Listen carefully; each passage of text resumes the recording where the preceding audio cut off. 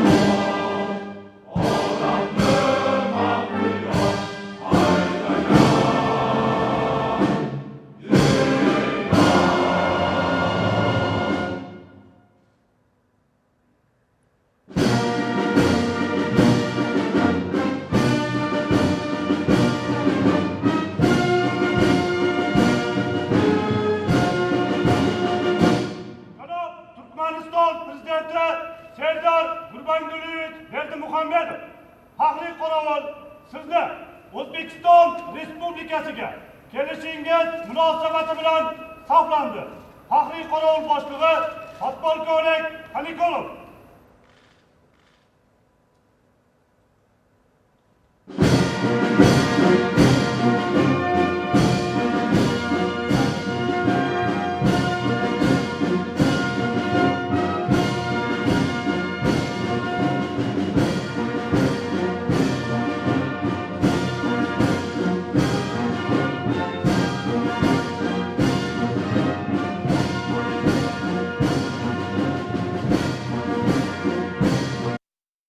Soňra Özbekistan Respublikasynyň prezidenti Şavkat Mirziyoyew hormat prezidenti bilen Özbek tarapynyň hökümet wekilletleriniň agdalaryny tanıştyrdy. Şeýle hormat prezidenti Serdar Berdimuhamedov Özbek ýerdeşini ýurdumyň hökümet wekilletiniň agdalaryny tanıştyrdy.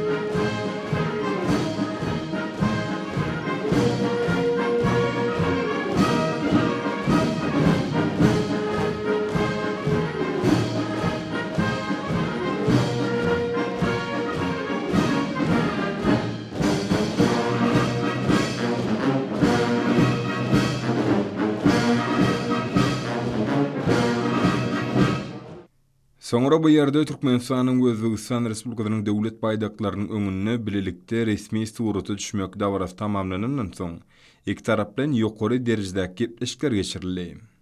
Уважаемый Сердар Гурбангулиевич, я искренне приветствую вас в Узбекистане. Узбекистанга хош келипсиз. Я еще раз хочу поздравить вас с убедительной победой на выборах президента Туркменистана. Народ Туркменистана искренне доверил свое будущее только вам. Я искренне верю, что ваше знание, ваш опыт, ваше сегодняшнее самое главное желание восполнить и ваше лидерское качество обязательно восполнит то, что достигнуто в Туркменистане, многих успехов. И я желаю в этом вам больших успехов. Если говорить о вашем визите, я очень благодарен, что вы первый государственный визит сделали в Узбекистан. Для нас это очень важно, мы этим очень дорожим. И сегодня мы подписываем очень серьезный договор о использовании воды Амударьи. Это тоже историческое явление. Конечно, если говорить о двухсторонних отношениях, мы видим, что товарооборот в прошлом году на 70% вырос, достиг 902 миллионов, это почти $1 миллиард. Такого никогда у нас не было. За полугодие более $400 миллионов. Это говорит, что на самом деле у нас перспектива очень серьезная, и эти цифры не предел. Конечно, всему этому, то, что мы достигли этому, я хочу особенно выразить благодарность моему дорогому брату Гурбангулу Меликулиевичу, который на протяжении последних лет мы с ним очень много сделали. И я хочу особо выделить, что его искреннее желание, его искренняя поддержка наших инициатив воплотили, и сегодня мы имеем вот такую хорошую базу двусторонних отношений. Я хочу сегодня с уверенностью сказать, что у нас нет никаких вопросов между нашими государствами, только надо все, что наращено, воплощать и продвигаться вперед. И сегодня я еще раз хочу выразить особую благодарность, что какие бы мы вопросы ни поднимали, всегда с туркменской стороной именно Гурбангулу Меликулиевич всегда нас поддерживал. Я считаю, что сегодня ваш визит в Узбекистан, он еще раз подтвердит все наши достижения, и мы примем очень много документов, которые будут воплощаться в жизнь и дадут, они оба, эти все документы, более 20 документов. Это серьезная база, которую подготовили наши коллеги, и эти документы по всем направлениям, по многим направлениям будут упреждать все, что сегодня в мире творится. Конечно, сегодня в этом неординарном мире мы должны упреждать те вызовы, которые стоят перед нами. Я думаю, что эти документы тоже на это нацелены. В целом, я хочу сказать, что визит будет насыщенным. Сегодня наши переговоры будут. Завтра у нас поездка в Самарканд. Это тоже исторический наш город. Сегодняшний визит, без преувеличения, он будет историческим, потому что все, что мы наметили, и все, что будет сегодня приниматься, они будут только способствовать процветанию наших народов. Яна Барматта, Узбекистанга, хош келипсиз, добро пожаловать в Узбекистан. Уважаемый Сафрат Мирамонович, прежде всего хотел бы выразить вам свою благодарность за ваше приглашение посетить Республику Узбекистан. Это мой первый государственный визит в Республику Узбекистан. Большое вам спасибо за теплый прием и гостеприимство. Уважаемый Сафрат Мирамонович, также хотел бы передать вам теплые слова приветствия от имени председателя Халк-Маслихата легенды Туркменистана Гурбангулы Меликулиевича Бердымухамедова. В течение последних лет уважаемый Гурбангулы Меликулиевич Бердымухамедов вместе с вами последовательно, кропотливо и заботливо выстраивали и укрепляли фундамент двусторонних отношений, создавали прочную политическую и правовую базу сотрудничества, выстраивали стратегию совместной работы политической, в торгово-экономической и в культурно-гуманитарной сфере. Также хочу отметить, что между регионами двух стран налажены тесные контакты. Об этом свидетельствует состоявшийся 22 сентября прошлого года визиты делегаций Либавского и Дашаузского вилаятов, Бухарскую и Хорезмскую области Узбекистана. Уважаемый Шавкат Мирамонович, наш нынешний государственный визит призван дать новый импульс нашему сотрудничеству, и я уверен, что сегодня вместе с членами наших делегаций мы сможем достичь той цели, которую мы поставили. Поэтому еще раз большое спасибо, и, пользуясь случаем, хотел бы пригласить вас посетить Туркменистан с официальным визитом в любое удобное для вас время. И большое спасибо за ваше поздравление по случаю избрания в качестве президента Туркменистана. Спасибо большое. Спасибо. Я еще раз с удовольствием принимаю ваше приглашение. Мы обязательно будем визитом. Обязательно по дипломатическим каналам мы это передадим. Soňra gepleşikler giňişlendirmede Türkmenistanyň Özbegistan Respublikasynyň resmi wekillikleriniň agdalaryna gatnaşmagyna dowam etdi. Prezident Şavkat Mirziyoyew ýene bir gezek belent mertebeli mehmany we Türkmen wekilliginiň agdalaryny özbek topragyny mähirli mübarekläp, umumy taryhy kökleriň we diniň, dilleriň, medeniýetleriň we diýip düsturlaryň meňdeşdiginiň özbek türkmen gatnaşyklarynyň berk esasy bolup durýanyny belledi. Biz Prezident Serdar Berdimuhamedowyň döwlet saparyny halklarymyzyň arasynda köp asyrlyk dostlyk gatnaşyklarynyň berkdigini hemde iki taraply hyzmatdaşlygy çuňlaşdyrmagyň dowamatly hökümine garaýarsyp özbek lider aýtdy. Türkmenistan bilen iki taraply hyzmatdaşlygyň potulandyrylmagy Özbegistanyň daşary siýasatynyň ileri tutulýan ugur bolup durýar diýip Prezident Şavkat Mirziyoyew noktada we geçirilen gepleşikleriň ählimum hyzmatdaşlygyndan beýlegim ösürmekde möhüm orun eýiljekdigini, iki doganlyk ýurdun strategik hyzmatdaşlygyny hasam potulandyrjakdygyna we hil taýdan täze derejä çykarjakdygyna nämellerdi. Häzirki döwürde biziň gatnaşyklarymyz ösüş ýolunydyr. Ähli ugurlar boýunça okkully we ýygydarly ösýär diýip özbek lider beledi. Prezident Şavkat Mirziyoyew Türkmenistanyň Milli Geňeşiniň halk maslahatynyň başlygynyň köp ugurly döwletler gatnaşyklaryny potulandyrmakda ýa-da hyzmatlaryny ýokary baha berip arkadagy Gurbanguly Berdimuhamedowyň häzirki Türkmenistanyň arxitektori we dörüçli bolup durýanyny beledi.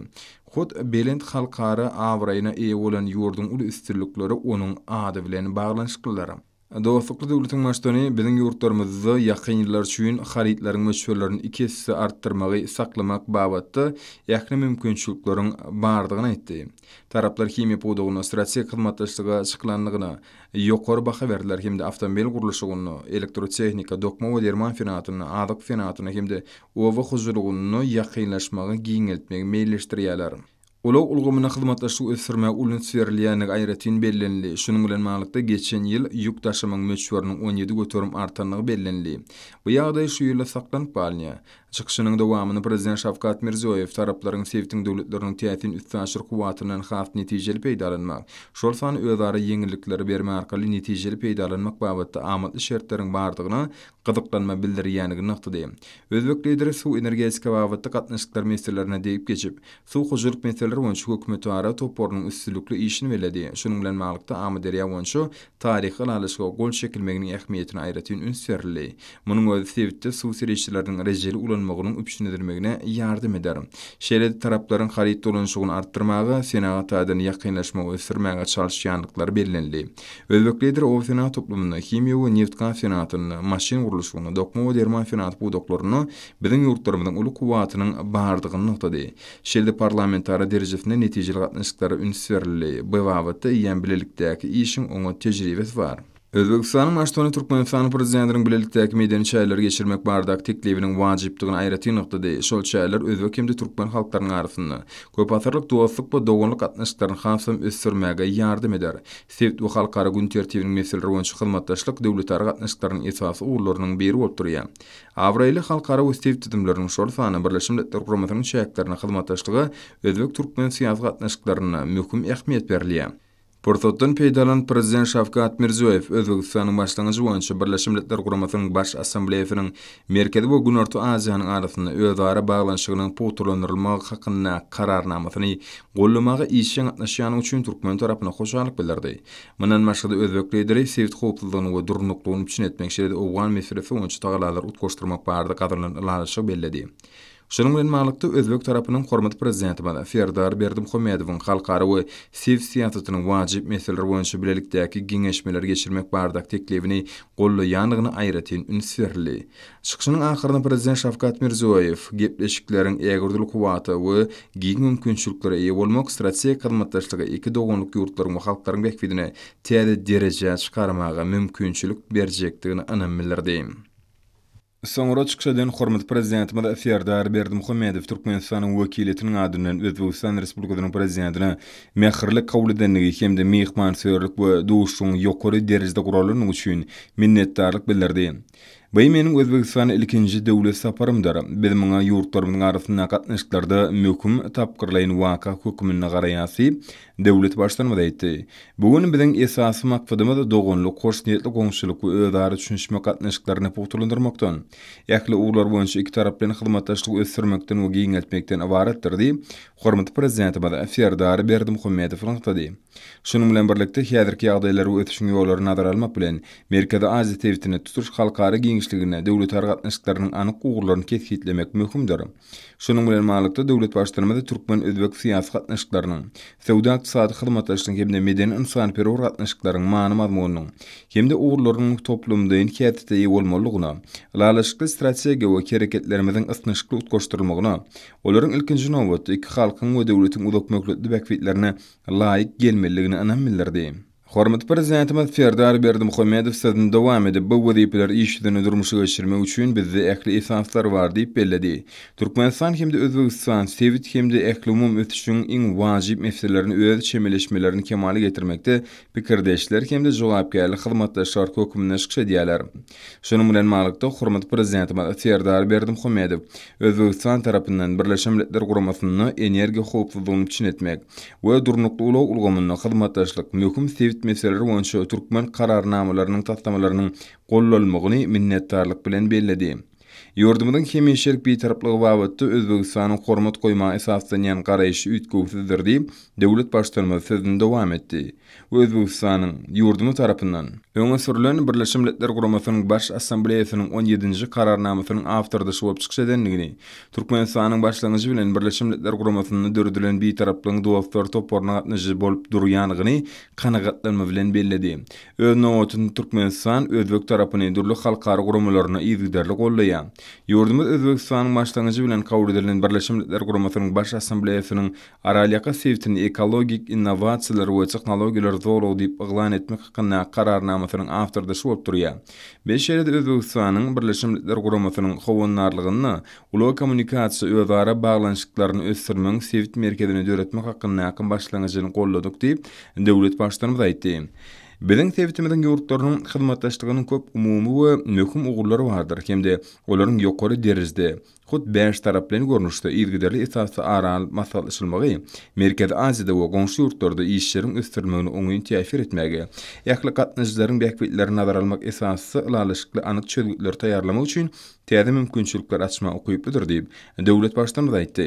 Türkmenistan hemde Özbegistan birek bilen özara gatnaşyklarda hormat goýmagy, din hukuklyň we anaşmagyň görüllesini görkezmek bilen häzir bu taglimler halkary giňişligini işçiň ilerledýärler diýip Hormat Prezidentimiz Serdar Berdimuhammedow aýtdy.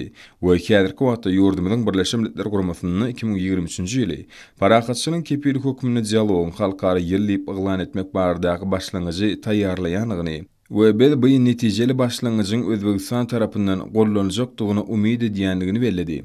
Döwlet başlanymy şol bir wagtyň özüne Türkmen tarapynyň Birleşmiş Milletler Guramasynyň baş assambleýasynyň Merkez Aziýada parahatçylyk we anlaşma atly kararnamasyny işläp taýýarlamak barada teklip bilen çykyş edendigini taýyp bu başlangyjyň hem Özbegistan tarapyndan gollanyljakdygyny bil baglaýanyny aýtdy.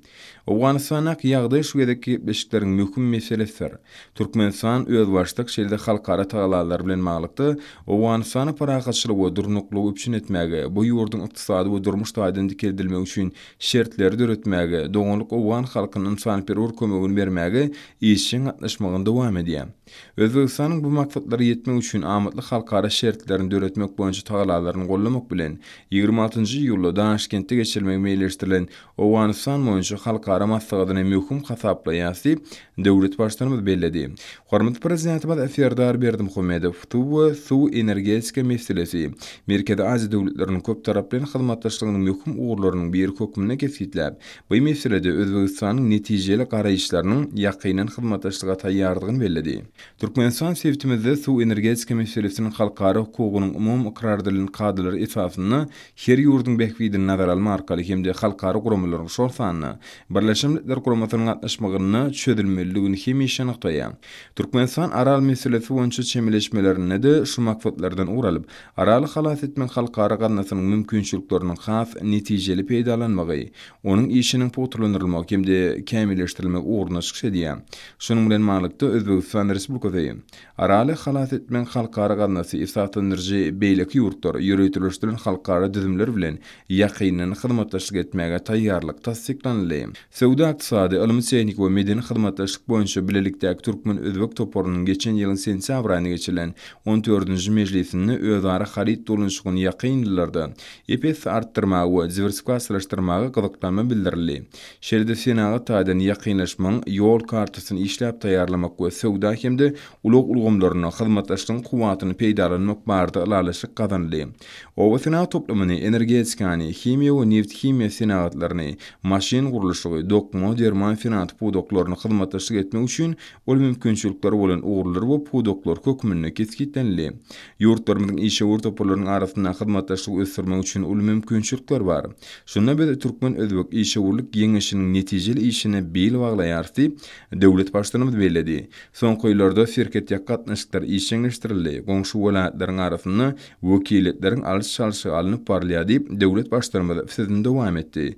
We geçen ýylyň oktyabr aýyna gol çekilen Türkmen Özbek şirket ýakazowlagyny döretmek we onuň işini düzgünleşdirmek barada hökümetary alalyşygynyň tez wagtda ýerine ýetirilejekdigini ynam bildirdi. Belenşýaly himiýa senat ulgamyny iki ýurdun orduş idaralarynyň arasynda hyzmatdaşlyk ýoly goýuldy. Birnäçe ýeri şertnamalar baglaşyldy. Hyzmatdaşlyk ösdürmek maksady bilen bilelikdäki tatmamlary amal aşyrmak üçin mümkinçilikleri öwrenmek, hususan Türkmen karhanalarını öňürleýän karbamidi daşerurt bazarlaryna eksport etmek, şeýle-de Türkmenistanyň şäherine ýodun, bromyň we natr sulfatynyň önemçiligini guramak mümkinçiliklerini öwrenmek teklip edildi. Energetik ulgamynyň hyzmatdaşlygyny dowam etdirilmegine we giňeldirilmegine bil baglaýarsyp, hormat prezidentimiz Serdar Berdimuhammedow belledi. Biziň umumy hasamyzy eýýäm amalaşyrylan ýer energetik tasnamasy Türkmenistan, Özbegistan, Gazagystan, Hatay gaz geçirsiniň tasnamasy bar diýip döwlet başlarymyz sizin dowam etdi. Bu özbek hyzmatdaşlarymyz bilen bilelikde energiýa süreçleriniň iýerlişini artdyrmak, olaryň üstünçyr ugurlaryny giňeltmek mümkinçiligini seretmäge taýýardygyny belledi. Ulu ulgamy Türkmenistan bilen Özbegistanyň hyzmatdaşlygynyň ileri tutulýan ugurdur diýip hormat prezidentimiz Serdar Berdimuhammedow aýtdy. Bu iki ýurdun arasynda şu ýylyň bän şaýyny demir ýol ulogy bilen ýük dolanşygynyň 15 000-dan gowrak wagon birligine, awtologlar bilen morso 17 000-dan gowrak birlige deň bolandygyny kanagatlanma bilen belledi. Şunyň bilen malykda ýurtlarymyzyň taýlalarynyň baş makfady, kuwatly we döwürwap tedimi döretmek makfadyna gönükdirilmeligini anam bildirdi. Bu döwüm Merkezi Aziýanyň, Ýewropanyň ýakyn günnogorun ulug ulgamlarynyň birleşdirilmegini öpçün edip biler. Hususanam ýurdumyz Özbegistan, Türkmenistan hadar deňdi. Bu onuň aňry Gara deňiziň portlarynyň üstü bilen Ýewropa çykalgasy bolan ulug uguruny ösdürmek boýunça bilelikdäki işe taýýardyr. Döwlet başlarymyz Özbegistan, Türkmenistan, Iran, Oman, Katar ulug geçirgesiniň tasnamasyny tez wagtda amala aşyrmak boýunça tagalary artdyrmagyň möhümdigini berler. Şu maksat bilen ýakyn geljekde tasnama gatnaşy ýurtlaryň ulug ministrleriniň duşugyny guramak başlangyçyny öňe sürdi. Soňra meden insanyperwer hyzmatdaşlygy barada mesele degilip geçildi. Aşgabatyň merkezine gurulşy tamamlaş tapgyrda alınıp barylýan Daşkent seýilgäkiniň açylyşy çuňur manly möhüm waka bolar diýip döwlet başlarymyz nykdy. Hormat prezidentimiz Serdar Berdimuhammedow şu ýyl Daşowuzda Türkmen Özbek Dörjülük festivalini geçirmegi teklip edip, iki ýurdun arasyndaky insanyperwer gatnaşyklaryň odalan morşýaly Türkmenistanyň giň döwlet gollawyna eýe boljakdygyny aýtdy. Özbek lider bilen duşuk wekilletleriň gatnaşmagyna geçirilen gepleşikler Türkmenistan bilen Özbegistan Respublikasynyň arasyndaky gatnaşyklaryň hoş niýetli goňşulygyň, deňkokluň we özara hormat goýmagyň berk binýadyna gurulýanyny, aýdyň we düşünükli ýolgullar esasyny ösürilýäniňi görkezdi diýip döwlet başlarymyz kanagatlanma bilen belledi. Biziň hyzmatdaşlygymyz udak möhletligiň häsiýetli bolup, sevitli we tutuş dünýäde durnuklygyň möhüm şertdir. Şu gerek sapar iki tarap bilen dostlugyny gatnaşyklaryny hasam potulandyrdy.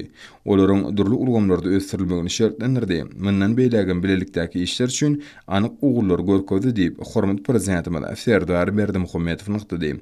We prezident Şavkat Mirziýoýew hemde dostlukly ýurdun wekilletiniň ýakly agdalaryna geçirilen netijeli işler hemde Türkmenistan bilen Özbegistanyň arasynda dostluk we hyzmatdaşlyk potulandyrmak üçin ähli zerur işler etmäge taýýardyk üçin minnetdarlyk bildirdi.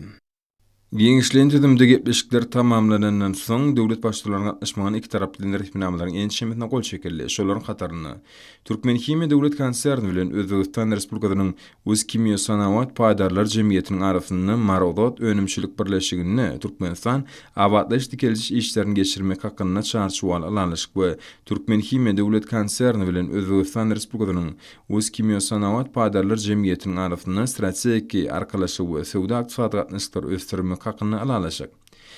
Türkmenistanyň döwlet gümrük gullugy bilen Özbegistan Respublikasynyň döwlet gümrük komitetiniň arasynda özara sowdada Türkmenistanyň Özbegistan Respublikasynyň gümrük şirketlerinden geçirilýän haritler barada maglumatlar alşmak hakynda tesbirnama hemde geçirilýän haritler we ulug serişler barada dislapky maglumatlary alşmagyň tehnik şertleri. Türkmenistanyň döwlet medeniýet merkeziniň döwlet muzeýi bilen Özbegistan Respublikasynyň Ilmler Akademiýasynyň Teýmirleriň taryhy döwlet muzeýiniň arasynda özara düşünmek hakynda ähtnama. Türkmenistan Ministrler Kabinetiniň ýanyna ulug we kommunikasiýa agentligi bilen Özbegistan Respublikasynyň ulug ministrliginiň arasynda ulug üstünçyr hyzmatdaşlygy ösdürmek hakynda alanlyşyk. Demir ýol uluglara podogyny mundan beýlägen hyzmatdaşlygy berkitmek hakynda Türkmen Demir ýolları agentligi bilen Özbekistan Temir ýollary paýdarlary birleşiginiň arasynda ähtnama. Türkmenistan Adalet Ministrligi bilen Özbegistan Respublikasynyň Ýustisiýa Ministrliginiň arasynda 2020-2023 ýyllar üçin hyzmatdaşlygyň maksatnamasy. Türkmenistan hökümeti bilen Özbegistan Respublikasynyň hökümetiniň arasynda ilmi-tehnik hyzmatdaşlyk babatyny 2020-2024 ýyllar üçin maksatnama we Türkmenistanyň Ilmler Akademiýasy bilen Özbegistan Respublikasynyň Innovasiýa ötüşi Ministrliginiň arasynda başlangyç ilmi barlyk tasymlar boýunça bilelikdäki bäsişi geçirmek hakynda alanlyşyk. Türkmenistan Daşary işler ministri bilen Özbegistan Respublikasynyň Daşary işler ministrliginiň arasynda 2023-2024 ýyllar üçin hyzmatlaşyk etmek maksatnamyz hemde Türkmenistanyň Daşary işler ministrliginiň Halkara gatnaşyklar instituty bilen Merkezi Aziýa Halkara institutynyň arasynda hyzmatlaşyk etmek hakyny alalyşyk. Türkmenistan hökümeti bilen Özbegistan Respublikasynyň hökümetiniň arasynda syýasatçylyk babatyna hyzmatlaşyk etmek hakyny alalyşyk. Türkmenistan hökümeti bilen Özbegistan Respublikasynyň hökümetiniň arasynda am derýanyň suwsirişlerini dolandyrmak, goramak we rejel peýdalanmak hakyny alalyşyk. Türkmen Özbek şirketýaka sowda zowlugyny, sowda merkezini döretmek onuň işini düzgünleşdirmek hakyny Türkmenistan hökümeti bilen Özbegistan Respublikasynyň hökümetiniň arasynda alalyşygy amala aşyrmak boýunça çäýleriň mailnamasy, ýol kartasy. Türkmenistan hökümeti bilen Özbegistan Respublikasynyň hökümetiniň arasynda 2020-2025 ýyllar üçin sowda ykdysady hyzmatlaşygyň we senagat kooperasiýany ösdürmek maksatnamysy bar. Şeýle saparyň dowamyna tokoy hojalygy ýaşlar babatyny telewizioniýa pudugyny iki tarapdaýyn puduga resminamalar gol çekildi. Munan maksada saparyň şäherlerini iki ýurdun işe urlarynyň arasynda 450 million Amerikan dollarynyň gowrak şertnama gol çekildi. Ýygnanylan el çarpışmalar arasynda Türkmenistanyň prezidenti Serdar Berdimuhammedow we Özbegistan Respublikasynyň prezidenti Şavkat Mirziyoyew bilelikdäki beýannama gol çekdiler. Resminamalar gol çekmek tamamlanandan soň iki döwletiň başçylary köpçülikden habar eşdirişleriň wekillerine ýüzlenme bilen çykyş etdiler. Уважаемый Сердар Гурбангулевич, уважаемые представители средств массовой информации, мы искренне рады приветствовать на гостеприимной узбекской земле президента Туркменистана, уважаемого Сердара Гурбангулевича Бердимухамедова и членов туркменской делегации. Еще раз добро пожаловать. Yana bir marta O'zbekistonga hoş kelibsizlar.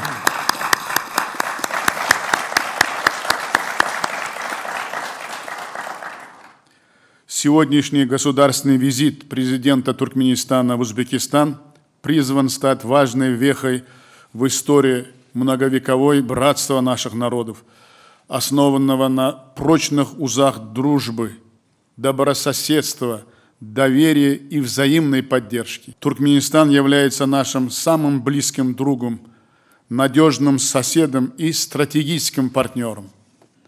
Сегодня мы провели содержательные, открытые и обстоятельные переговоры с Сердаром Гурбангулевичем, которые, безусловно, выведут наше сотрудничество на новый, еще более высокий уровень.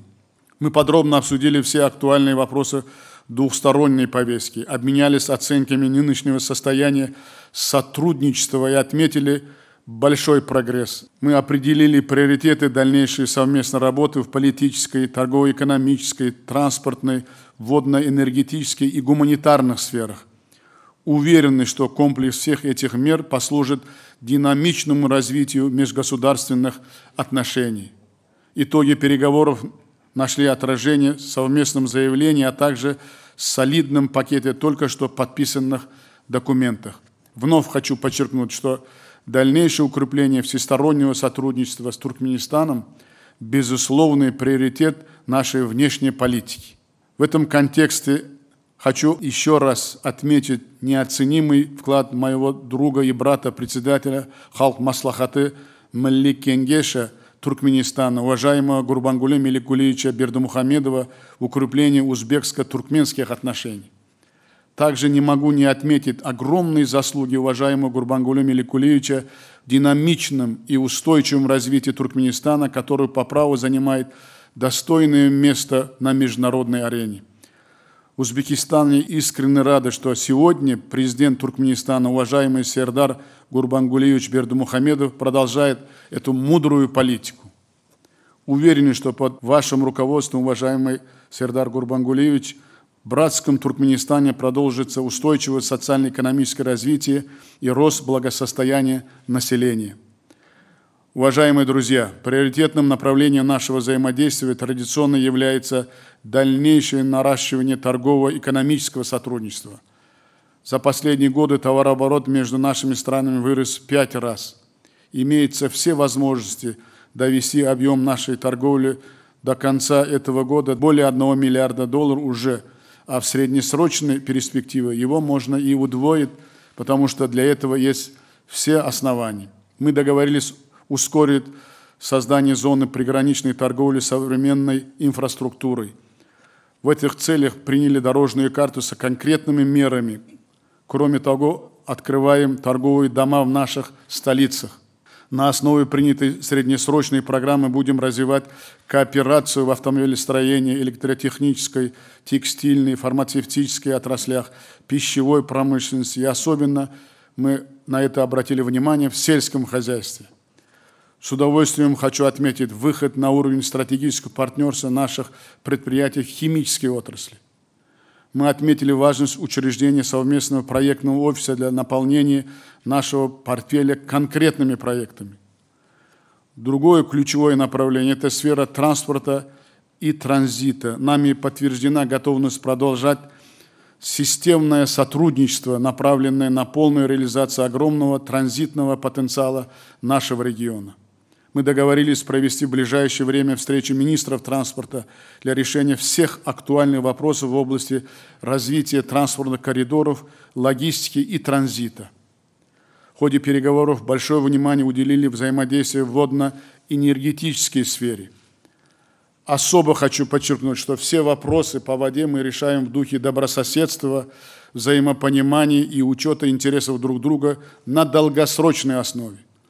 Мы успешно запустили работу межправительственной комиссии по водохозяйственным вопросам. Только что вы были свидетелем подписания исторического соглашения об использовании водных ресурсов Амударьи. Это знаковый документ, несомненно, будет способствовать обеспечению рационального и использования водных ресурсов в регионе. Намерение далее наращивать партнерство в сфере энергетики, в том числе по вопросам электроэнергии, газа и нефтепродуктов из Туркменистана. Прорывным направлением призван стать межрегиональный диалог. Накануне в Бухаре успешно проведен первый форум регионов и деловой совет с участием более 200 представителей бизнеса. По итогам подписан солидный пакет документов. Договорились, что такая работа будет продолжена на постоянной основе. Мы также выступаем за укрепление взаимодействия между Оли Маджлисом и Милли Кенгешем, в том числе в рамках международных организаций. Центр нашего внимания традиционно находится развитие культурно-гуманитарного сотрудничества. На основе братских отношений наших народов, глубокие исторические и родственные связи, общность религии, языка, обычаев и традиций. Договорились активно развивать научные и академические обмены, осуществлять программы в области инноваций. Решили продолжить хорошую традицию, проводить на взаимной основе Дни культуры и кино Узбекистана и Туркменистана, продвигать совместные проекты в области туризма. Используя для этого созданные в наших странах условия и богатый опыт проведения фестивалей, концертов и форумов. Подписанные сегодня документы, безусловно, дадут новый импульс нашему взаимодействию в этих сферах. Уважаемые журналисты, мы с уважаемым Сердаром Гурбангулиевичем подробно обсудили вопросы укрепления безопасности и стабильности в нашем регионе. Отметили особую значимость регулярного диалога на площадке консультативных встреч глав государств Центральной Азии.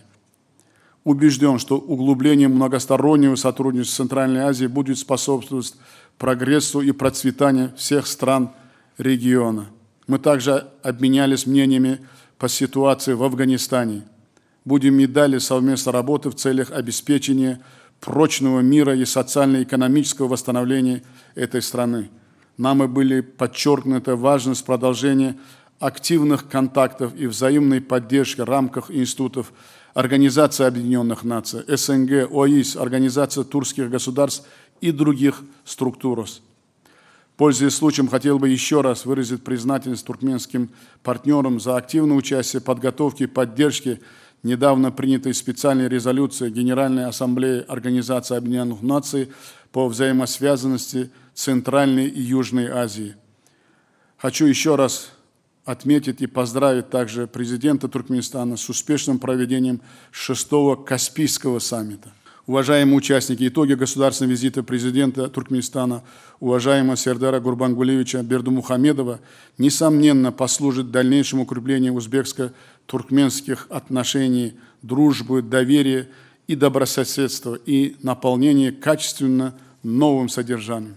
Мы решительно настроены на развитие и углубление полномасштабного стратегического партнерства в интересах наших братских стран и народов. Я с удовольствием передаю слово президенту Туркменистана Сердару Гурбангулиевичу. Уважаемые представители средств массовой информации, дамы и господа, прежде всего от имени делегации Туркменистана хочу выразить искреннюю признательность уважаемому президенту Республики Узбекистан Шавкату Мирамоновичу Мирзиёеву, всем узбекским друзьям и коллегам за оказанное гостеприимство, теплый прием и высокую организацию визита. В ходе сегодняшней встречи были обсуждены состояние и перспективы двусторонних отношений, вопросы региональной и международной политики, представляющие взаимный интерес, определены конкретные направления нашего дальнейшего взаимодействия. Особо отмечаю конструктивный и предметный характер переговоров, которые проходили в традиционной для отношений двух стран атмосфере взаимного доверия и открытости.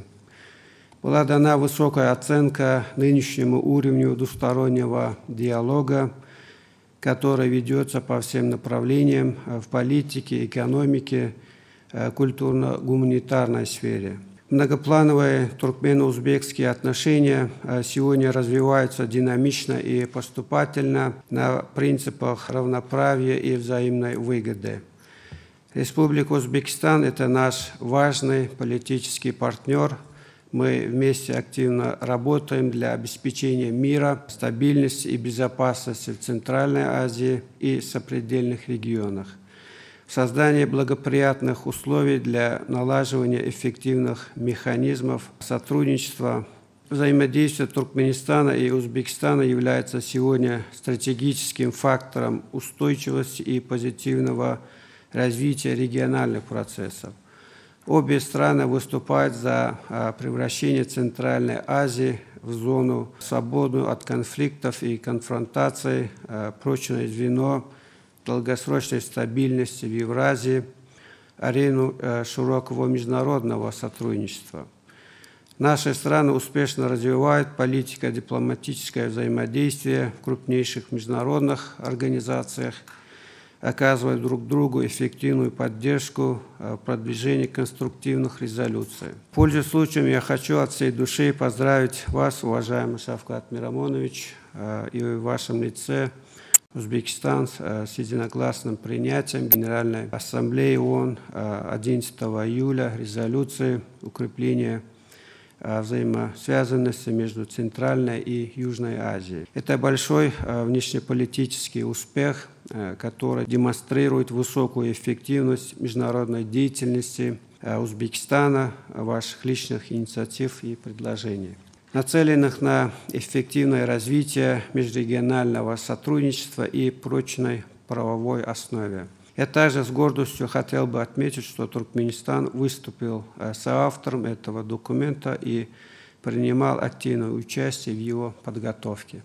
В этом контексте была дана высокая оценка деятельности созданного несколько лет назад нового формата политического взаимодействия, консультативной встречи глав государств Центральной Азии.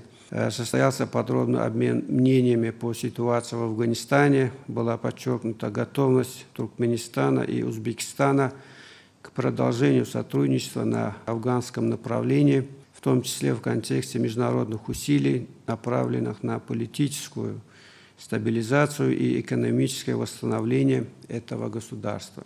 Была отмечена общность подходов по таким ключевым вопросам глобальной повестки, как противодействие угрозам международного терроризма, экстремизма и наркотрафика. Мы подтвердили готовность к продолжению активного сотрудничества в рамках авторитетных международных и региональных структур, Организации Объединенных Наций, Содружества независимых государств, Организации исламского сотрудничества, Организации экономического сотрудничества. Подробно обсуждались вопросы двустороннего торгово-экономического партнерства, подтверждена обоюдная готовность к его расширению и диверсификации. Среди приоритетных направлений были выделены энергетика, транспорт и коммуникации, агропромышленный комплекс, химическая и текстильная промышленность и ряд других направлений. Мы также договорились, естественно, сотрудничать и координировать усилия в деле создания транспортно-транзитных коридоров по линии Восток-Запад через территории наших стран. В частности, Туркменистан готов к совместной работе по развитию транспортного маршрута Узбекистан, Туркменистан, Каспийское море, далее через черноморские порты с выходом в Европу. Была отмечена важность наращивания усилий по скорейшей реализации проекта транспортного коридора Узбекистан, Туркменистан, Иран, Оман и Катар. В ходе переговоров должное внимание было уделено состоянию и перспективам двусторонних культурных, гуманитарных, научных, образовательных и спортивных связей. Мы подтвердили обоюдную готовность к их дальнейшему расширению. Туркменская делегация высоко оценивает результаты сегодняшней встречи. По ее итогам был подписан солидный пакет двусторонних документов. Особо хочу подчеркнуть огромную личную заслугу уважаемого Шавката Мирамоновича в укреплении межгосударственных связей, ее постоянное внимание к вопросам сотрудничества с Туркменистаном. Я пригласил уважаемого Шавката Мирамоновича посетить Туркменистан с официальным визитом в любое удобное для него время. Большое спасибо, благодарю за внимание. На самом деле, вот вы видели наши совместные заявления, оно говорит о том, что есть взаимное взаимопонимание во всех отношениях. И на самом деле вот ту почву, которую мы создали с уважаемым Гурбангулы Меликулевич, уважаемый президент Сердар Гурбангулевич, тесно и настойчиво, имея опыт, знания и, самые главные, лидерские качества, он, безусловно, продолжит и насыщет его содержание всей части. Я не зря остановился на дорожной карте. Это о чем говорит? Это говорит о том, что все члены нашей делегации должны, я еще раз повторяюсь, должны осознать, что назад дороги нет, мы только будем вперед продвигать. И сегодняшнее приглашение, уважаемый Сердар Гурбангулевич, я с удовольствием принял, я обязательно, мы скажем по дипломатическим каналам, мы поедем с визитом в Туркменистан. И вы все должны, члены делегации, тоже знать, средства массовой информации. В центре Ашхабада строится парк Ташкент. И, конечно, вы тоже это увидите. Мы все с удовольствием будем ждать этого момента, когда мы вместе с уважаемым президентом будем открывать этот парк.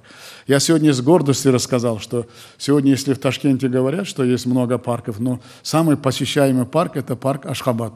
Своим величием, своим сегодняшним состоянием и привлекательностью. Так что я очень надеюсь, что парк Ташкент в Ашхабаде тоже будет таким же привлекательным и посещаемым, потому что они оба находятся в центре наших столицах. Еще раз я приветствую вас на узбекской земле, еще раз я приветствую всех наших туркменских, наших дорогих членов делегации, потому что, вы знаете, сегодняшнее сложное время, если мы в Центральной Азии не будем находить свои пути, в своем развитии, сейчас в этом неопределенности, вот в этом глобализации, то, что вы видите, самое главное, мы очень серьезно остановились, что самое главное, меняется логистика и транзит наших товаров. Это очень серьезные вопросы. Вот на эти вопросы мы нашли и будем находить решение, потому что у нас есть выход в этом. Но только нам надо, членам делегации, вот не зря мы остановились особенно на министрах транспорта, они должны очень много работать и предлагать нам пути, каждый день искать пути решения этих вопросов. Потому что вот вчера это впервые в истории нашего, впервые региональный форум, более 200 наших бизнес-сообществ. Они говорят, мы будем выпускать продукцию, вы нам найдите самый дешевый, самый короткий путь продажи в третьи страны. Вот мы должны это искать, и для этого создана межправкомиссия. Еще раз я силарды манашу Джанаджан, манашу бізді Өзбекстанымызға yon qo'shnimiz, jon qo'shnimiz bo'lgan Turkmen delegatsiyasi, hurmatli mana shu prezidenti Serdar Gurbangulyevich boshlig'idagi butun delegatsiyalarni men yana bir marta samimiy qutlab, yana bir marta men O'zbekistonga xush kelibsizlar deb aytmoqchiman. Большое вам спасибо.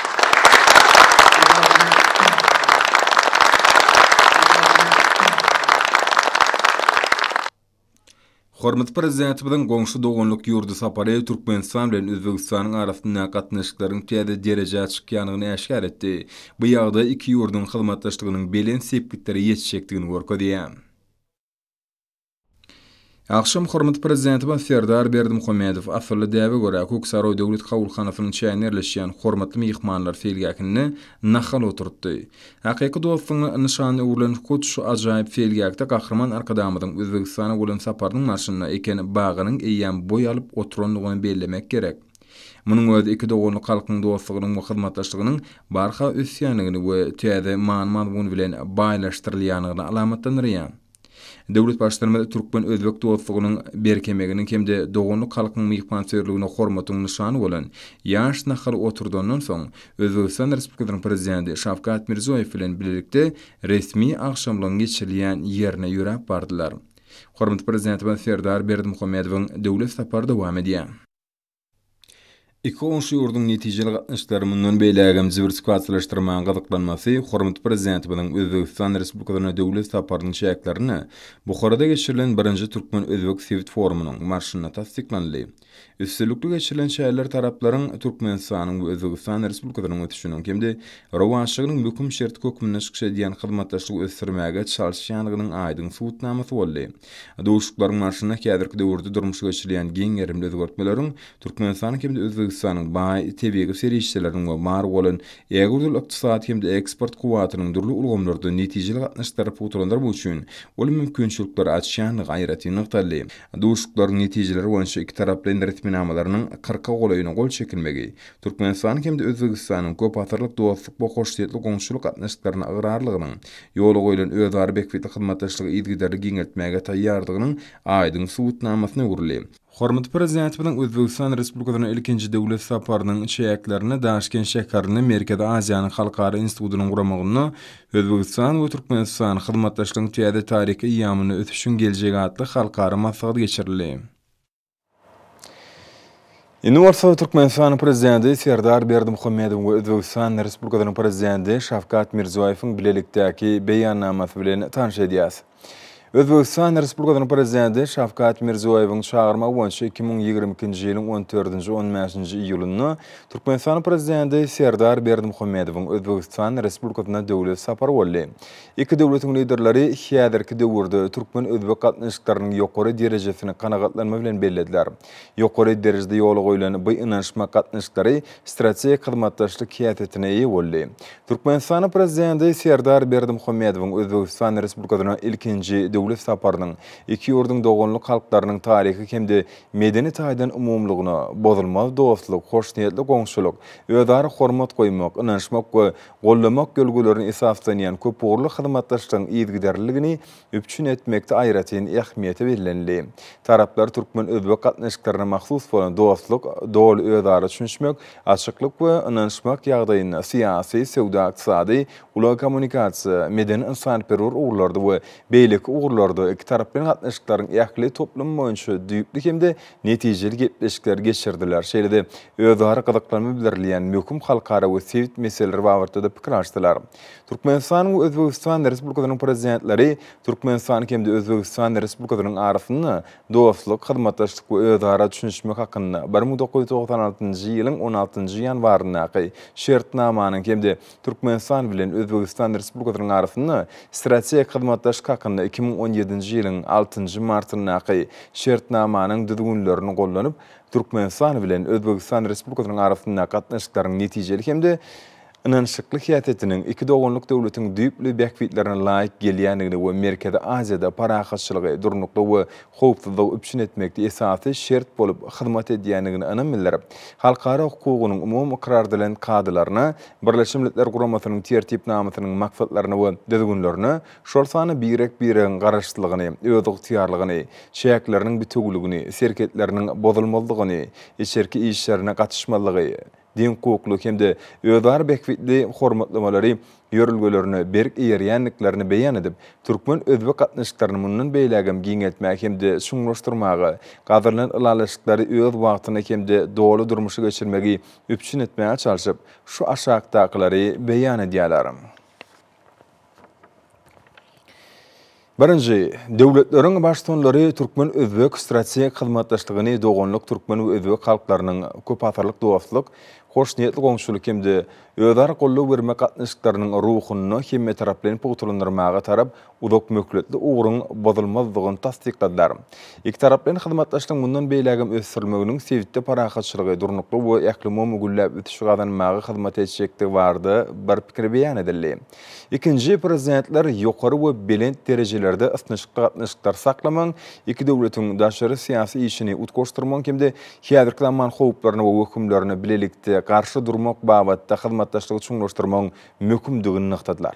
Üçüncü, Türkmenistan'ın ve Özbekistan Respublikalarının prezidentleri sevitli dostluk, inanışmak, hoş niyetli komşuluk hemde özarı bekvildi hizmetdaşlık yağdayını döretmekte, Merkez Aziyanın devletlerinin baştonlarının konsultativ duşuklarına yukarı baha verdiler. Türkmen maşakarındaki yukarı derejdeki samitten son geçirilen işin neticelerini seyretmek maksat bilen Merkez Aziyanın devletlerinin baştonlarının Kırgızistan'a geçirilecek Novat'taki konsultativ duşuğunun mümkündüğü belirlenli. Dördüncü, Türkmenistan prezidenti Şanxay Hizmetdaşlık Kuramasının devletlerinin baştonlarının gengişinin 2022 yılın sentyabrında Samarkand şehrinde geçirilecek meclisine hormatly mehman hükümüne katnaşmağı, Kurama başçılık ediyen Özbekistan Respublikalarının prezidentinin çağrılığı üçün minnettarlık bildirdi. Beşinci, taraflar milli bekvitler hatav almak bilen Türkiye devletlerinin kuramasının şehirlerine tarihinin, dilinin, medeniyetinin ve deyip desturlarının umulmalı esaslanan hizmetdaşlığı östürmenin veri orduğunu belirlediler. Altıncı, devletlerin baştonları iki yurdun kanun çıkarıcı edarlarının arasında hizmetdaşlığın mühim ehemmiyetini nıqtadılar. Hem de parlamenter katnışkı şol fanına Türkmenistan'ın Milli Gengişinin meclisine ve Özbekistan Respublikalarının Oli Majlisine hareket ediyen hizmetdaşlık boyunca parlament toparlarının katnışığını işçileştirmenin mühim ornunu nıqtadılar. Özbek tarafı Merkez Azya yurtlarının ve Rusya'nın birinci parlamenter forumunun 2022 yılın 12. mayını Aşgabat şehrine üstünlükli geçirilenliğine yukarı baha verdiler. Türkmen tarafı Merkez Azya yurtlarının 2022 yılı Daşkent şehrinde Merkez Azya'nın yurtlarının birinci Sivit Parlament forumunu kuramakta ve geçirmekte Özbekistan'ı hemme taraflarının gollu vermeye tayyardığını beyan etti. 7. Türkmenistan'ın ve Özbekistan'ın prezidentleri yendir dengliğini kollamağı ve cemiyette atudolu hemde ağdıverlik üpçün etmekte ve durnuklu ötüş maksatlarına layıklıkta adam mümkünçülüğünü doğal amalaştırmakta esas ornu eyleyen zenarların hukuklarını ve mümkünçülüklerini giyin yarayanlıklarını tasdikladılar. Özbek tarafı Merkez Azya'nın yurtlarının ve Rusya'nın zenarlarının birinci diyalogunun 2022 yılın 13. mayını Aşgabat şehrine üstünlükle geçirilmek bilen Türkmen tarafı noktadı. 8. İş yüzünü özarı qıdıqlanma bildirdiyen ehli uğurlarda qatnaşıklar bundan beylegim giyin etmek hemde potulandırmağı iki tarafın hem çalışyanlığından uğralıp prezidentler sevda iqtisadi ula kommunikasiya meden insan perioru ve beylek uğurlarda iki tarafların hizmetdaşlık işin giyin etmek üçün ulu mümkünçülüğün bardığını verilediler. Şunun bilen malıkta devletlerin baştonları iki tarafların qatnaşıkları östürmekte utkoşturucu edarı hükümünü Türkmenistan bilen Özbekistan Respublikalarının arasındaki sevda iqtisadi, ilmi teknik ve meden hizmetdaşlık manço hükümetvari toparının ornunu güçlendirmenin veri ortağını noktadılar. 9. Prezidentler 2021 yılın 4. 5. oktyabrında Türkmenistan'ın prezidentinin Özbekistan'a olan saparının cemleri boyunca gol şekilen şartnamaları, sevda alanışıklarını hemde Senaat Kooperatifinin tatlamalarını doğru durmuşa geçirmek üpçün etmenin mümkündüğünü belirlediler. Devletlerin baştaları agro Senaat toplumunun avtomobil kuruluşuk ve yengil Senaat ulu ve argatmış kerhanlarının önümçülük kooperatifini giyin etmenin şeylerde iki yurdun kampanyalarını Türkmenistan kimde Özbekistan'ın şehirlerini iri üçüncülük ulgomlarının tatlamalarını durmuşa geçirmeye çekmen, tiyade iş ordularını dörütmeye, podokların derecesinde kooperasiya katnışıklarını östürmeye yardım verecektiğini kimde doğunluk Türkmen ve Özbek halklarının hal yağdayınımından beylegim yukarılandırmanın makfatlarına hizmet edecektiğini beyan ettiler. 10. Türkmenistan'ın ve Özbekistan'ın liderleri Türkmen-Özbek firkedüsü sevda zoğluğunu, sevda Amerika'dan dörütmek boyunca işlerin çalt tamamlanılığını ayttılar. Bu merkez özara sewdanyň meşhurlaryny artdyrmaga ýardam berer. Senagat kooperatsiýasyny ösürmäge we bilelikdäki satymlary amala aşyrmaga kömek eder. 11-nji döwletlerin başdanlary özara sewdanyň meşhurlaryny saglyşykly artdyrmaga, onuň görnüşlerini ýokary goşulan bahasy bolan önümleriň hasabyna giňeltmäge işleriň gönükdirilmeliligini tasdikladylar. Şeýle-de taraplar eksport-import amallaryny gollamaň usullaryny işin ösürmek, şonuň ýalym hemişelik esasy işewler forumlaryny we senagat önümlerinin milli sergilerini geçirmek üçin amatly şertler döretmeň berýärdigyny atadilar. 12. Prezidentler iki döwletiň sewitleriniň arasynda hyzmatdaşlygyň iki taraply gatnaşyklaryň ileri tutulýan ugurlarynyň bir bolup durýanyny bellädiler. Taraplar Bukhara şäherinde 1-nji Türkmen-Özbek Sevtara forumynyň geçirmegini makulladylar we onuň netijelerine ýokary baha berdiler. Döwletler başdanlary iki ýurdun şerket ýaka sewitleriniň arasynda wekiletler alşmak tejribesini mundan beýlegem giňeltmek we bu işe Türkmenistan hemde Özbegistanyň ähli sewitlerini çekmeň tarapyna çykyş etdiler. 13. Prezidentler ulgamyny ysnykly hyzmatdaşlygy çuňlaşdyrmaň Türkmenistanyň we Özbegistanyň üssaşyr geçirmek mümkinçiligini amala aşyrmakda şeýle-de ýurtlaryň we sewitlerin arasynda özara sewdany ösdürmekde esasy ähmiýetiniň bardygyny tasdikladylar. Iki ýurdun şäherleriniň üstünden geçýän halkara ulug ýollarynyň bätişi okyplygyny we özüne çekijiligini ýokurundyrmak maksat bilen döwletleriň başdanlary daşary sewda ýükler üssaşyr daşalaryny narhlary mundan beýlegem amatlaşdyrmak hemde amatly şertleri döretmäge gönükdirilen özara bekwetli ýergiderli hyzmatdaşlygy dowam etmäge taýýardyklaryny ýene bir gezek tasdikladylar. Taraplar Türkmenistanyň we Özbegistanyň şäherlerine ýükler getirmek, alyp gitmek ýeňilleşdirmek maksady bilen çeýe narh siýasatyny alyp barmaň ýükleri daşamak we maglumatlar sanly görnüşde alışmak Türkmenistan hemde Özbegistanyň gümrük we beýlik edarlarynyň arasynda hyzmatdaşlygyň başga görnüşlerini ösdürmek üçin amatly şertler döretmeň berýärdigyny bellädiler.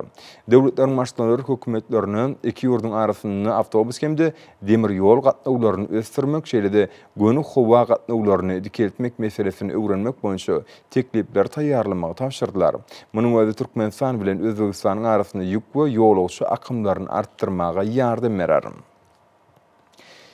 14. iki ýurdun prezidentleri medeni insanperwer ulgamda hyzmatdaşlygy ileri tutup üns berip, degişli guramalaryň medenet we sanat işgalleriniň barlygy merkezleriniň, ýokary okuw mekdepleriniň we köpçülikliň habarlaşdyrjylaryň arasyndaky gatnaşyklaryň möhüm ähmiýetini bellädiler. Ilim we tehnika, sport hemde syýasatçylyk ulgamlaryny hyzmatdaşlygy düýpli işleňişdirmek bardy ulalyşy kazanyldy.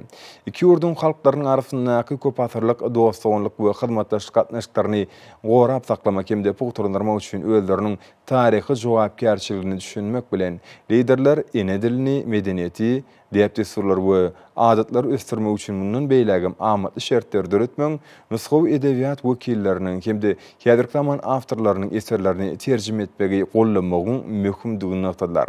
Türkmenistanyň Özbegistanyň medeniyet we kino günlerini ýetgiderli esasda geçirmek, şeýle-de ilmi edarlaryň, şeperçilik we teatr toparlarynyň arasynda alışmalar mundan beýlegem giňeltmek bardy ulalyşy kazanyldy. Taraplar iki ýurdun ýaşlaryny gollamaga, şu sany jemgyýetiň bekwetlerini ruh, ahlak taýdan terbiýelemäge, olaryň hukuklaryny gorumak hemde zihinlerini we höweslerini gollamaga gönükdirilen bilelikdäki şäherleriň geçilmegini hemme taraplaryň höweslendirler. Türkmen tarapy 2022-nji ýylyň 18-20-nji maýda Daşkent şäherinde Merkez Aziýa ýaşlar forumynyň üstünlükli geçilmegini gutlady. 15. Prezidentler syýasatçylyk ulgamyny hyzmatdaşlygy ösdürmek üçin ol mümkinçiligiň bardygyny bellädiler. 16.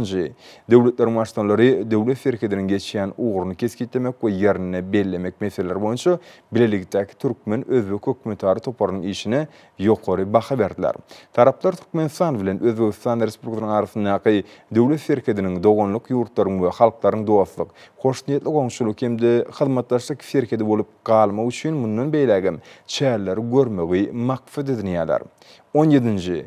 Prezidentler suwhojulyk meseleleri boýunça hökümetleri toparynyň işine ýokary baha berdiler. Hemde toparyň 2022-nji ýylyň 1-2 iýulyna Daşow şäherinde geçirilen 2-nji mejlisiniň jemlerini makulladylar. Merkez Aziýanyň şerketisi derýalarynyň suw serişçilerini adalatly we rejeli peýdalanmak babatda netijeli gepleşikleri dowam etmeň möhümdigi bellenli. Döwletleriň başdanlary Ama derýanyň suw serişçilerini dolandyrmak, qoramak we rejel peýdalanmak bardy. Iki ýurdun hökümetleriniň arasynda galalaşyga gol çekilmegini makulatlar. Türkmenistan we Özbegistan Respublikasy aralyk halas etmen halkara gatnaşyny aral helakçyliginiň täsirini düşýän etraplar ekologiýa taýdan sagdyrlaşdyrmaga gönükdirilen ekologiýa hemde ylmy tehnik satymlar we maksatnamalar durmuşa geçirmekde. Merkez Aziýa ýurtlarynyň hyzmatdaşlyk etmek üçin hemme tarapdan esas hökümüne garaýan. Taraplara bu işe hemme tarapdan ýardam bermek bilen şeýle çemeleşme Merkez Aziýanyň durnukly ösmegini gazanmagyň möhüm bölegi hökümüne garaýan. 18-nji taraplar howanyň üýtgeme bilen magly ählimi ýagdaýlaryň täsirini azaltmak boýunça iki ýurdun urduş tüzümleriniň has ysnykly hyzmatdaşlyk etmeginiň tebegi we texnogen häsiýetli betbagyçylykly hadisalaryň ýaraman netijeleriň öňüni almak hemde olary ýeňip geçmek boýunça bilelikdäki çäler işläp taýýarlamak we amala aşyrmagyň berwurdugyny bellediler. Merkez Aziýanyň döwletleriniň başdanlarynyň 3-nji konsultasiýa duşugynyň dowamyny Özbegistanyň öňe süren Merkez Aziýa üçin ýaşyl gün tertip sevit maksatnamasyny işläp taýýarlamak we durmuşa geçirmek möhümdigini taýýarly. 19-njy döwletler başdanlary iki ýurdun koronavirus ýokunjunyň pandemiýasynyň ýarama netijelerini ýeňip geçmek, şol sany lukmançylyk we derman önümlerini öňürmek hemde iýermek, lukmançylyk işgärlerini okutmak we bilelikli ylmy barlaglary geçirmek babatda kooperasiýany ýola goýmak boýunça hyzmatdaşlygyny dowam etmek berwurdugyny atdylar. 20-nji prezidentler Owganystany parahatçylygy we durnuklygy gazanmaga, ony atuda hemde güllebesýän ýurda öwürmäge, şu meselede Owgan halkynyň saýlap alan öz döwletiniň syýasy we durmuş ykdysady ösüş ýoluny hormatlap, bundan beýlegem ýardam bermäge taýýardyklaryny tasdikladylar. Taraplar bu ýurt bilen sowda ykdysady, ulag logistik we energetik gatnaşyklaryny ösdürmek, öpçünçülük tatlymlaryny amala aşyrmak, şeýle Birleşmiş Milletler Guramasynyň merkezi utgoşdurjy ornunyň bolmagyny Owganystanyň halkyna hemme tarapdan halkara insanperwer kömegini bermegiň berwurdugyny bellediler.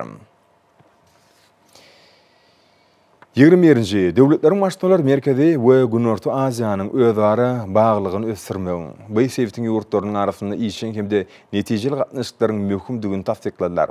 Bu bolsa olaryň sowda ykdysady we medeni ötüşini hasam dogry durmuşa geçirmek üçin täze mümkinçilikler açýar. Şeýle iki sevitiň howpsuzlygyny we durnuklygyny putulandyrar.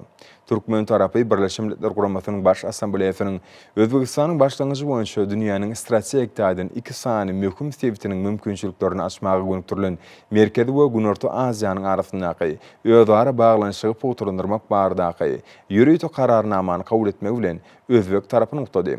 Döwletleriň başdanlary Merkez Aziýada we Hadar deňiziniň sevitini halkara parahatçylygyny, howpsuzlygyny hemde durnukly ötüşi saklamak meselelerini özara bagladygyny we bölmezligini düşünmek bilen Merkez Aziýanyň Hadar sevitiniň parahatçylyk, ynanşmak we hyzmatdaşlyk zorlugyny döretmek bardaky Türkmenistanyň başlangyjyna gollap edilýär.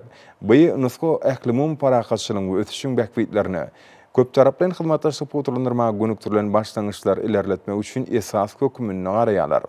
22-nji döwletleriň başdanlary halkara terrorçylygyny, ekstremizmi, beýkanun migrasiýa, neşe serişleriniň beýkanun dolanşygyny, transmilli guramaçylykly jenaçylyk hemde halkara howpsuzlygynyň beýleki hökümlerini we howplaryna garşy görüşde iki tarapdan derejede halkara düzümleriniň şäklerini de hyzmatdaşlyk putulandyrmak uğruna çykyş etdiler.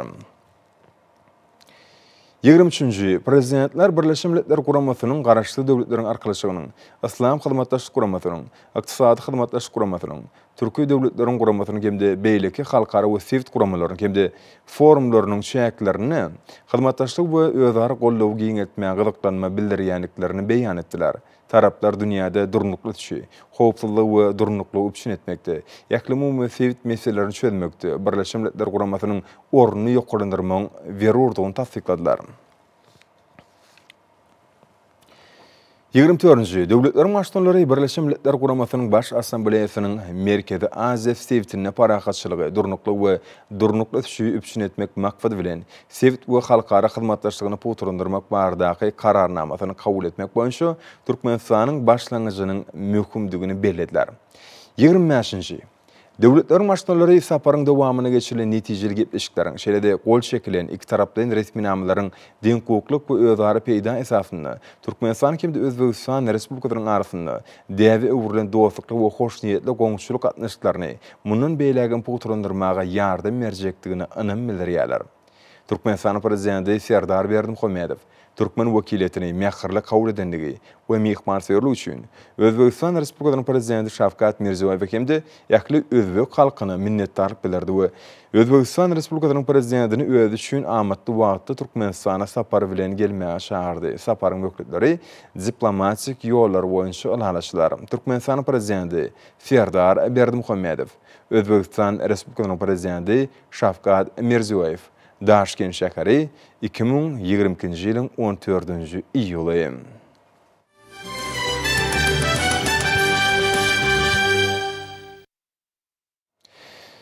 Hormatly prezidentimiz Serdar Berdimuhamedov Fransa Respublikasynyň prezidenti Emmanuel Macron we ýurdunyň tutuş halkyna Fransa Respublikasynyň milli bayramy Bastiliýanyň ýylinin güni münasibetli mähirli gutdawlaryny bu iň gowy arzuwlaryny ýerdi. Hormatly prezidentimiz we ýakynly mümkinçilikden peýdalan prezident Emmanuel Macron tüýsürekden berk şanssaglyk we bagtyarlyk Fransanyň halkyna orta parahatçylyk, abadançylyk hemde güllep ösüş arzuw etdi.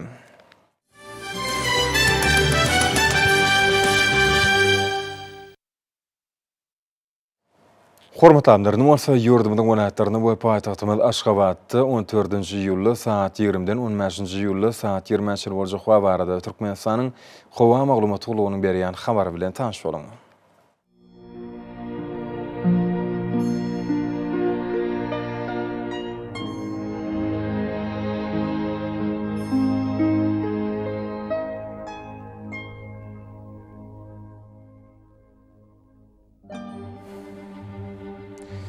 Balkan welaýatyna az bulut hawa bolup edem radyk norddan teleskopda 8-13 metre ýetýän şymal uçar hawa gejesine 26-31 gradus maýl, gündüzine 37-40 gradus.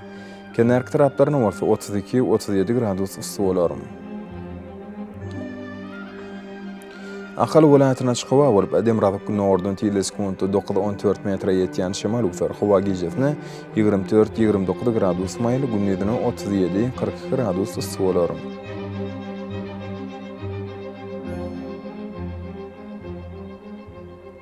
Mar welaýatyna hawa bolup edem radyk norddan teleskopda 9-14 metre ýetýän şymal uçar hawa gejesine 22-27 gradus maýl, gündüzine 36-41 gradus ysy bolar.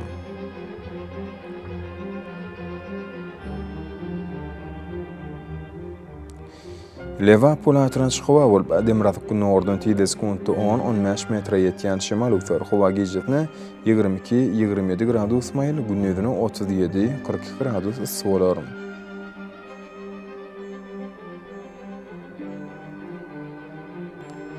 Daşawd welaýatyna hawa bolup edem radyk norddan teleskopda 8-13 metre ýetýän şymal uçar hawa gejesine 21-26 gradus maýl, gündüzine 36-41 gradus ysy bolar.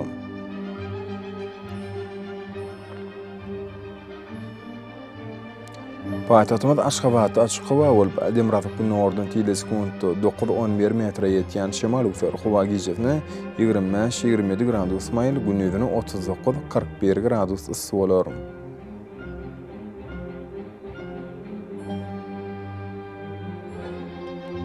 Ýurdumyz boýunça iýul aýynyň 15-ine magnit hadisasynyň gowşuk täsirinde saklanman arşylýar.